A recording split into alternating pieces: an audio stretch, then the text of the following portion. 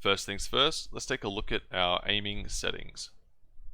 So when it comes to ADS mouse sensitivity mode, we recommend using relative with a monitor distance coefficient of 0. So this will mean you are using focal length scaling, and what that essentially means is that your aim will feel the same between your hipfire, your ADS, and your scoping. Now for games like Call of Duty, some people will prefer to have a higher hipfire sensitivity so they can maneuver and aim around a bit quicker, and prefer to have a slower ADS and scoping just so they can have a bit more control when they're actually aiming. And if that's the case, we would still recommend using this setup, but you have access to your multipliers here, which you can lower if you want a bit more control when you're zoomed in. When it comes to choosing a mouse sensitivity in Call of Duty Black Ops Cold War, we would typically recommend something between about 20 to 40 centimeters per 360.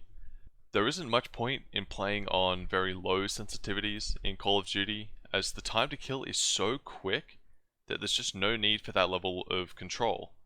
What you want is speed and accurate flicks, and the chances are you'll get that somewhere between about 20 and 40 centimeters.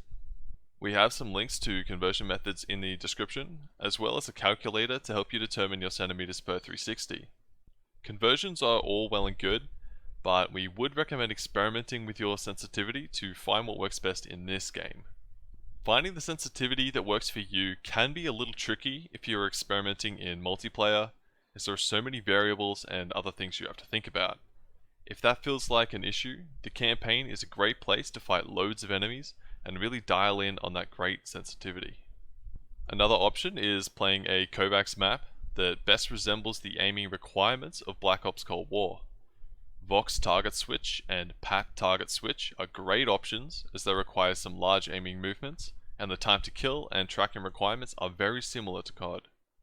You can get away with playing on any field of view between the default of 80 and the max of 120, but there are some important considerations to be made. Lower fields of view give better clarity of what's on your screen and improve your frame rate. It achieves this through sacrificing peripheral vision, so you may have trouble spotting enemies that aren't directly in front of you. It also amplifies how you perceive recoil, making it feel harder to control when compared to higher fields of view.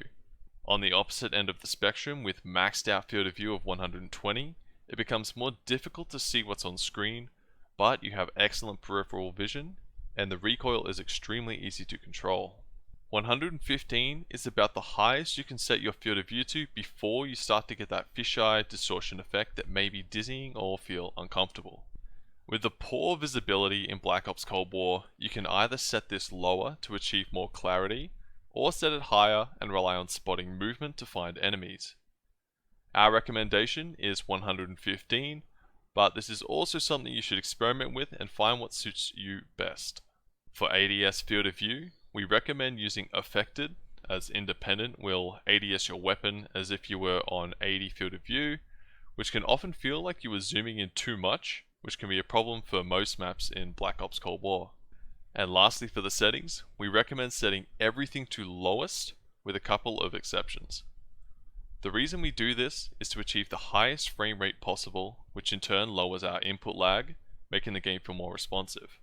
It also removes visual clutter and unnecessary detail that makes spotting targets even more difficult. We do, however, want dynamic shadows set to all.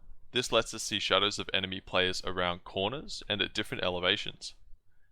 The other setting that we recommend changing is anti-aliasing to medium or high. Disabling this or setting it to low is a huge hit to visual fidelity.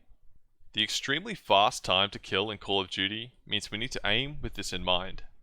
Shoot first and ask questions later. If you hesitate or shoot second, you're probably dead. There is no friendly fire, so if it's not clear, don't waste time trying to figure out if that target you see is a friend or foe, just shoot. We will cover spawning in a moment, but if you have just killed someone, always expect there to be more enemies nearby. Once you have your crosshair over an enemy, with the fast time to kill, you barely have to track them at all, which means you can use your peripheral vision to search for other targets. As soon as they die, try to flick to the next target, and if no one else is around, either reposition or place your crosshair on a corner or location that an enemy is most likely to come from next. Crosshair placement is an essential technique to master. Fortunately, it is also quite simple and very effective. The idea is to always be pointing your crosshair where the enemy is most likely to be.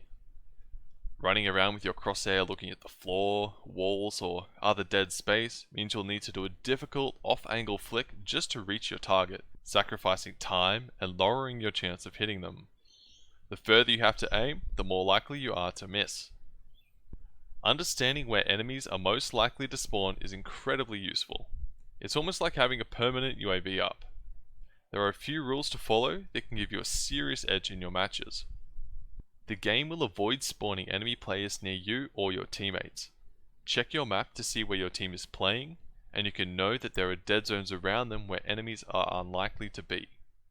The game will spawn players at either side of the map, not in the middle. And finally, spawning highly prioritizes putting teammates together. So if you have just killed someone off spawn, expect there to be more in the immediate area.